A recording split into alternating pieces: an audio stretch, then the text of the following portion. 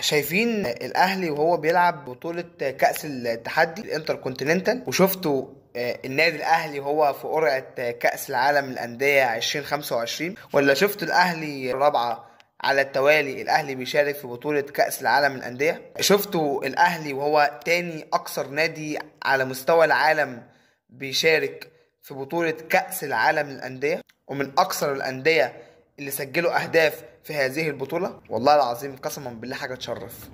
شفت الاهلي لما كسب العين الاماراتي في بطولة كأس الانتر كونتيننتال 3-0 وقال لك ان هو بطل نص العالم. النادي الاهلي شفته اللي بيدربه مارسيل كولر، اللي بالمناسبة المدرب اللي عمل الانجازات دي كلها ما جالوش ولا عرض لغاية دلوقتي وساب الاهلي ومشي. انا بس مش عايز اجزء المواضيع. هو بصراحة حد هيقول غير ان الاهلي دلوقتي ما يشرفش؟ هو بني ادم مريض، لابد ان يذهب للمستشفى لكي يتعالج.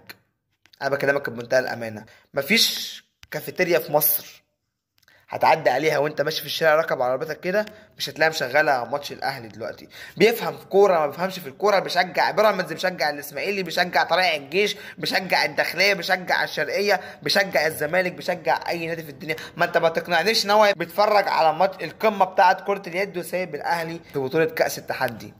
ما سابش الاهلي بطوله عالميه ما شاركش فيها. انا كمشجع مصري بشجع الكره المصريه، اتعودت على بطوله الدوري والكاس والسوبر ودوري ابطال افريقيا، الاربع بطولات دول. اسمع عن كاس العالم للانديه، اسمع عن كاس العالم للمنتخبات، اسمع عن بطولات كده بتنعمل، بيجمعوا كده 4-5 فرق على مستوى كل فرقه كده هي الافضل في القاره بتاعتها، ويجمعوهم تمام ويلعبوا في البطولات، وفي الاول وفي الاخر قاره اوروبا هي الكلام ده كله. وبنسمع بنشجع بقى، بس انت هنا لما بتيجي تشجع بتشجع النادي العالمي اللي انت بتشجعه. انت عندك بتشجع نادي محلي وبتشجع نادي عالمي. لو انت مثلا كنت اهلاوي بتشجع ريال مدريد، زملكاوي بتشجع برشلونه، وهكذا. السيتي، اليونايتد، ليفربول، ريال مدريد، برشلونه، الاهلي. قاعد بتشجع فرقتك، قاعد بتشجع الاهلي في وسط الكبار دول. فلو انت مشجع اهلاوي وليك فرقه عالميه بتشجعها، اكيد هتبطل انك انت تشجعها، لانها هتبقى منافسه ليك في كاس العالم 2025 للانديه. حاجه تشرف.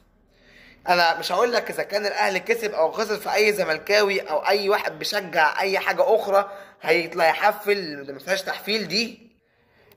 كل ما انت بتشجع، كل الجماهير المصريه مدانه للشكر للنادي الاهلي بسبب الانجازات العظيمه. فعلا الاهلي كنادي كبير لابد منك انت ترمه وتقدره غصب عنك، لان الاهلي الان اصبح عالمي. الاهلي دلوقتي بيفكر يجيب رونالدو، ويقدر انه يجيب ميسي، يقدر انه يجيب اي حد بما انه هيشارك في كأس العالم 2025. فاهمني؟ فبجد انا سعيد وفرحان الاهلي وصلوا، لان ده في الاول وفي الاخر بيرفع رأس بلدي، انه الاهلي المصري، انا مواطن مصري. الاهلي المصري في كاس التحدي، الاهلي المصري في كاس العالم للانديه، الاهلي المصري في مباراه شرفيه مع ريال مدريد او برشلونه او كذا او كذا او كذا. الرؤوس الان اصبحت متساويه، فدي حاجه تشرف اي حد وتزودك فخر اكتر واعتزاز. تبقى بره، بتسافر بره في السعوديه او في قطر او هنا او هنا او هنا او هنا، انت اسمك مصري، انت مواطن مصري. ده الفرقه المصريه بتاعتكم الاهلي مكسره الدنيا ان شاء الله باذن الله. كل التوفيق وكل الدعم للنادي الاهلي في هذه المباراه. زملكاوي وافتخر. السلام عليكم.